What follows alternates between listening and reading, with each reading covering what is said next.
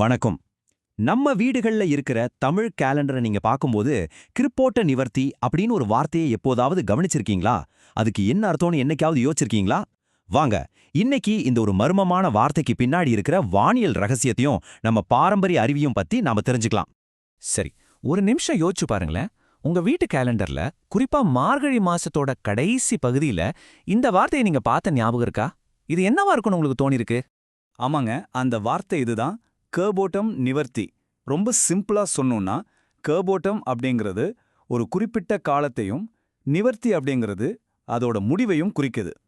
ஆனா பார்க்க ரொம்ப சாதாரணமா இருக்கிற இந்த வார்த்தைக்கு பின்னாடி ஒரு பெரிய வானியல் நிகழ்வும் நம்ம முன்னோர்களோட ஆழமான அறிவும் ஒளிஞ்சிருக்கு. வாங்க, இந்த புதிரை ஒன்னா சேர்ந்து உடுவிப்போம். முதல்ல ஒன்னு தெரிஞ்சுக்கணும், இது வெறும் கேலண்டர்ல இருக்கிற ஒரு குறிப்பு மட்டும் இல்ல. வானத்துல நடக்கிற விஷயங்களுக்கும், நம்ம பூமியில வயல்ல நடக்கிற வேலைகளுக்கும், நம்ம நம்பிக்கைகளுக்கும் நடுவுல இருக்கிற ஒரு ஆச்சரியமான கனெக்ஷன் இது. சரி, இந்த புதிரை அவிழ்க்கணும்னா நாம முதல்ல இந்த வார்த்தையே கொஞ்சம் பிரிச்சு பார்க்கலாம். இந்த கெர்போட்டம் அப்படிங்கிற சொல்லுக்கு உண்மையான அர்த்தம் என்ன? கெர்போட்டம் அப்படிங்கிறது சூரியனோட ஒரு ரொம்ப ரொம்ப முக்கியமான பயண காலத்தை குறிக்குது. இதை நாம சூரியனோட மையப் பயணம் இல்லைன்னா கருவோட்டம் அப்படின்னு கூட சொல்லலாம். அந்த பேர்லயே பாருங்க, அதோட முக்கியத்துவத்துக்கான ஒரு சின்ன க்ளூ இருக்கு.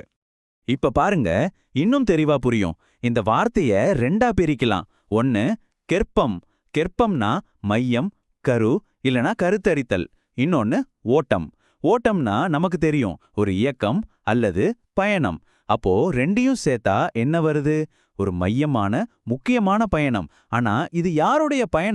இங்க தாங்க வானியல், அதாவது அஸ்ட்ரானமி ஒரு முக்கியமான ரோல் ப்ளே பண்ணது. அந்த வார்த்தையோட நேரடி அர்த்தத்திலிருந்து அது உண்மையில எந்த வானியல் நிகழ்வை குறிக்குதுங்கிறத நாம இப்ப பார்க்கலாம். கர்போட்டம்ங்கிறது ஏதோ தோராயமா குறிக்கப்பட்ட ஒரு காலகட்டம் கிடையாது. இது ரொம்ப துல்லியமா சூரியன் ஒவ்வொரு வருஷமும் 12 ராசி மண்டலங்கள் வழியா ஒரு பெரிய பயணம் போகுது இல்லையா, அந்த பயணத்தோட நேரடியா சம்பந்தப்பட்டது. அப்போ விஷயம் இதுதான். சூரியன் வானத்துல ஒவ்வொரு ராசியா தாண்டி போயிட்டே இருக்கும். அப்படி போகும்போது தனுர் ராசியை விட்டுட்டு மகர ராசிக்குள்ள நுழைய ஆரம்பிக்கும் பாருங்க.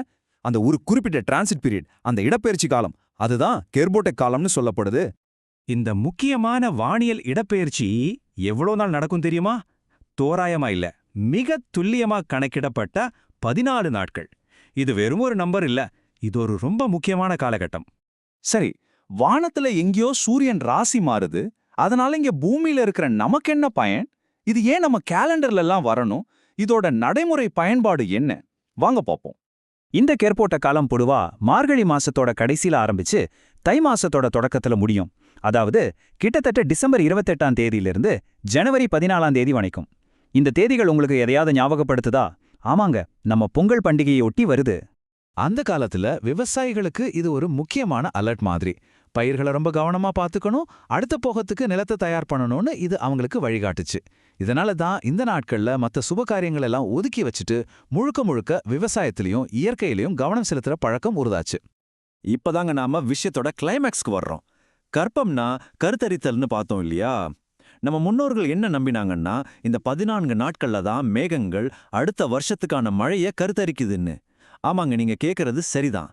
இந்த 14 நாள்ல வானிலை எப்படி இருக்கோ அதை வச்சே அடுத்த வருஷத்தோட மழை எப்படி இருக்கும்னு கணிச்சிடுவாங்க. இது வெறும் நம்பிக்கை இல்ல, ஒரு சூப்பரான வெதர் ஃபோர்காஸ்டிங் டெக்னிக். இதிலிருந்து நமக்கு என்ன தெரியுது? கெர்போட்டம்ங்கிறது வெறும் குருட்டு நம்பிக்கை இல்ல. அறிவியலும் நம்ம பாரம்பரியமும் ஒன்னோட ஒன்னு எவ்வளவு அழகா பின்னி பிணைஞ்சிருக்குங்கிறதுக்கு இது ஒரு அருமையான உதாரணம். வானத்துல நடக்கிற ஒரு அஸ்ட்ரானமிக்கல் நிகழ்வை பத்தின துல்லியமான அறிவு நேரடியா மக்களோட அன்றாட வாழ்க்கை முறைக்கு, குறிப்பா விவசாயத்துக்கு வழிகாட்டுற ஒரு வாழ்வியல் நெறியா மாறுது. இதுதான் நம்ம முன்னோர்களோட ஸ்பெஷாலிட்டி. ஆக மொத்தம் சூரியனோட ஒரு பெரிய வானியல் பயணம் நம்ம கேலண்டர்ல ஒரு சின்ன வார்த்தையா மாறுது. கெர்போட்ட முடிகிற அந்த நாளை கெர்போட்ட நிவர்த்தின்னு குறிச்சு, ஓகே, அந்த முக்கியமான காலகட்டம் முடிஞ்சிருச்சுன்னு தலைமுறையா நமக்கு சொல்லிக்கிட்டே வர்றாங்க. இதுவே நம்ம முன்னோர்களோட அறிவுக்கு ஒரு பெரிய சாட்சி இல்லையா? இப்போ உங்களுக்கு கெர்போட்ட நிவர்த்தினா என்னன்னு முழுசா புரிஞ்சிருக்கும்னு நம்புறேன். இனிமே உங்க வீட்டு கேலண்டரை பார்க்கும்போது அதுல இருக்கிற ஒவ்வொரு குறிப்புக்கும் பின்னாடி இப்படி ஒரு பெரிய கதை இருக்கலாம்னு தோணுதா?